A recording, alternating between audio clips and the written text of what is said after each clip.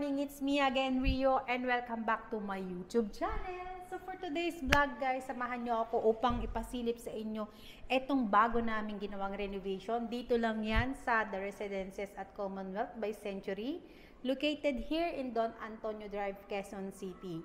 So eto po guys, bagong renovation na naman po yung ating ginawa. Full renovation siya. So, papasilip ko po sa inyo yung mga enhancement na ginawa natin dito sa unit ng ating client na si Ma'am Elisa and Sir Conrad.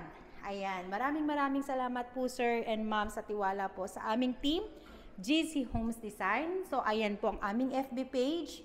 Maraming salamat po. So, tara guys, let's start. Okay, tara. So guys, from here sa ating door, ayan, pinalitan na po natin yung kanyang door into smart lock. From the ordinary door na, binago na natin siya ng smart lock para at least mas convenient din kay client.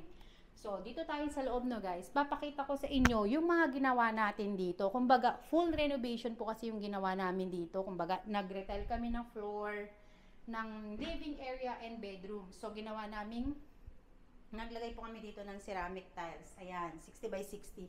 So, dito tayo sa kitchen area mag-start no guys. So, ito, papakita ko lang po sa inyo. So, ito guys, kumbaga, ito yung ano niya dati. Meron na siyang base cabinet, overhead cabinet, and ito, meron na rin siyang range hood. Pero, binago natin, kumbaga, ni-remove natin yung old na kitchen cabinet po ng ating client. So, pinalitan natin from countertop. Naglagay po tayo ng quartz granite. Ayan, na gold white accent. And naglagay po tayo ng inductions. And of course, meron tayong box flush. Same with the countertop. And meron din tayong overhead cabinet. So, ayan yung mga nilagay po natin dito. And of course, meron tayong drawer. Ayan. So, meron pa rin tayong space dito sa baba. And dito, dati meron siyang dugtong ng nito, ng ating base cabinet, pero naglagay po kami ng pantry. So, ito yung mga nilagay po namin. Pwede niyang ilagay dito yung kanyang rice cooker. Ayan.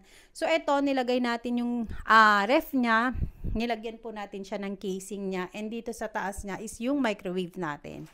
So, meron tayong extension microwave and dito sa cabinet. May extra cabinet natin for storage. So, ayan. Dito tayo sa area na to guys. Papakita ko sa inyo.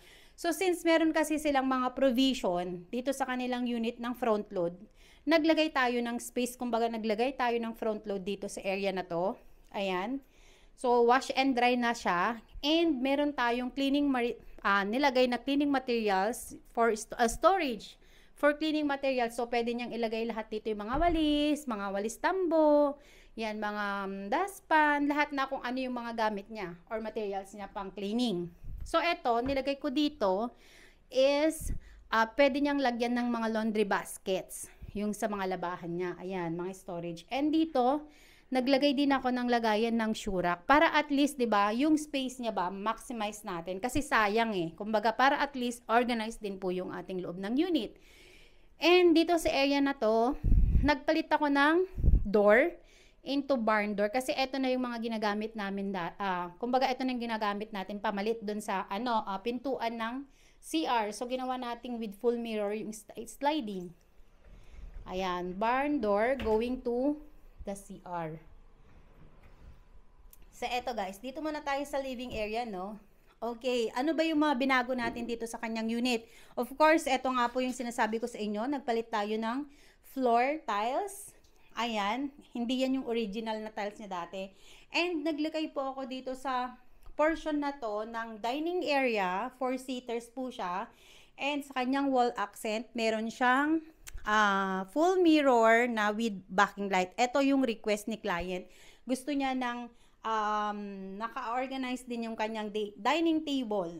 Ayan, so nilagay natin dinagyan natin dito sa space na to. Ayan. And dito sa kanyang living area, naglagay ako ng chandelier with fan. Ayan. So, buksan na natin. Kasi mainit-init eh. Wait. Okay. Di pala yan. Okay. So, ayan guys. Chandelier with ceiling fan. And naglagay po ako ng center table, ng carpet, and itong kanyang sofa na 3-seaters na sa 172 cm. So, parang minatch na lang natin yung color na gusto ni client. So, naglagay din po ako dito ng wall art frame, ayan, para doon sa dagdag ng accent natin. Kumbaga, ito yung overall na ginawa natin dito sa kanyang space dito sa living area. And dito sa area na to guys, andito po yung ating TV console, TV, meron tayong overhead cabinet. Pero ito guys, kumbaga, hindi pa ito yung final na ano niya, final look niya, since ang gusto ni unit owner is white color. So, possible na palitan pa po namin tong, kumbaga, itong console and yung side table, yung side ano niya, cabinet and overhead cabinet nito. So, ayan, naglagay din po ako ng ottoman. And of course, naglagay po tayo ng hotel curtains dito sa kanyang window. Ayan. So, mahaba-haba din yan. Ayan. Ito yung ano kasi, uso ngayon. So, ayan guys. Oh. Diba? Oh, ayan guys. So, ito yung kabuuan ng ating living area. So, dito naman tayo guys, no? Dito sa kanyang bedroom area. Ayan. So, dito sa bedroom area, ni-request po ni client yung hidden door. So, eto, tara.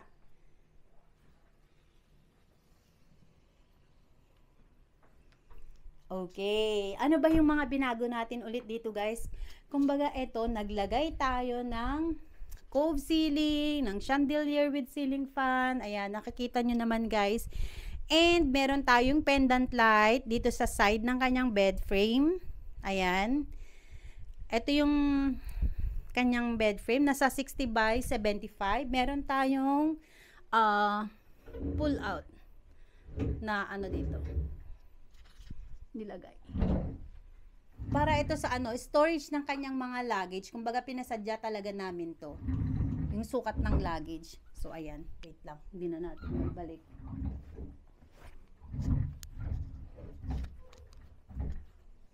Okay, mamaya ko na ayusin guys. So dito guys, no, ayan, naglagay din tayo ng ano, ng hotel curtain from RSP. Ayan, hindi yan sponsored. Ito, RSP. Sobrang ganda ng inyong curtain. And naglagay po ako dito ng floated panel as wall accent niya. And meron po tayong nilagay na vanity dito sa kanyang room. And request ni client itong LED light na may ano siya, mirror. Ayan. So, andito na rin yung kanyang wardrobe cabinet. Ginawa nating full sliding mirror siya. So, ayan. Ito yung kabilang side. Para mapaglagyan pa rin niya ng luggage niya. Guys, so, naglagay tayo dyan ng space. And dito, meron tayong drawer. Ayan. So, ayan yung mga nilagay natin. Kumbaga, pinalitan lang siya natin ng full mirror na sliding door. And meron tayong extra po dun sa taas para naman lagayan niya ng mga beddings, mga ganyan. So, eto, kumbaga, pinalitan din namin yung ano niya. Kumbaga, whole na floor ng kanyang living area and bedroom. Nagpalit po kami. So, eto yung ginawa kong concept dito sa kanyang unit. Ayan. So, tara, dun tayo sa CR, bathroom area.